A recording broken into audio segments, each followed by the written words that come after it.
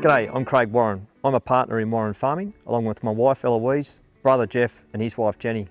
We operate in the Temora district. Our farms are located within a 50k radius of Temora, which consists of soil types from sodic clays through to some red loams. Our operation is based around a canola, barley and wheat rotation, and we have a 10% of our area that's allocated to a livestock enterprise. So the three benefits I see from the CropScan data is 1, moisture, 2 is the grain logistics from the protein monitoring that I get, and then the third one is once we analyse all that information and put it together to do some nitrogen management in the following season. So the moisture readings from the CropScan I find are a lot more accurate than the readings that I get off the header.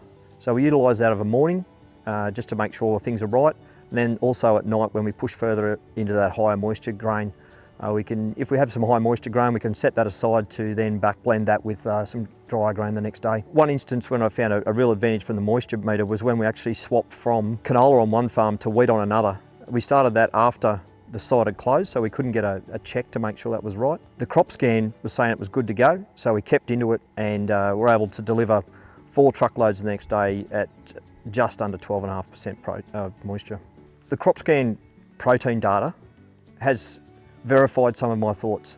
I've got some hidden hunger, so that is areas that have got reasonable yield but really low protein. I think that I can add nitrogen to those areas that are going to lift my yield and increase my protein, which will help my bottom line. So the way I've been able to use the data, one of the great opportunities that I've been exposed to is being able to work with FarmLink on a validation program of soil nitrate levels to grain protein. So that for me has been a real win, because I've been able to work with some great people and gain some good information about where we need to go to.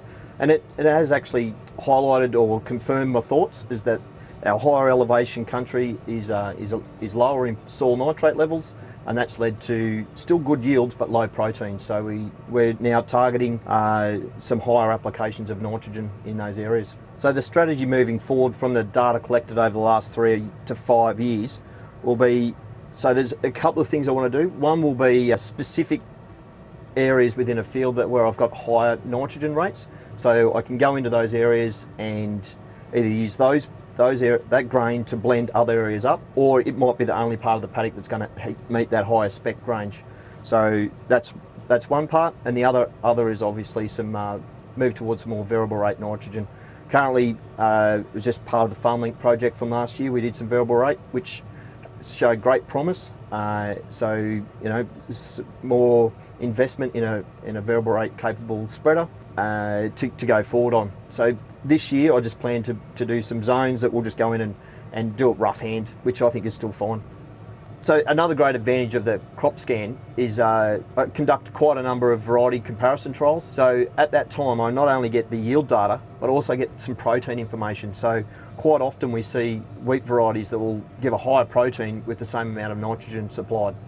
So the protein information from the map gives me a great idea about what's going on. I've got a real interest in trying to lift up my low protein, high yielding areas. I think that's something that was the reason, one of the main reasons I purchased the CropScan, was because I thought we had some hidden hunger. So some areas that haven't been frosted, so hilltops, some high performing areas that we could actually supply more nitrogen to them to increase protein and increase yield in those areas.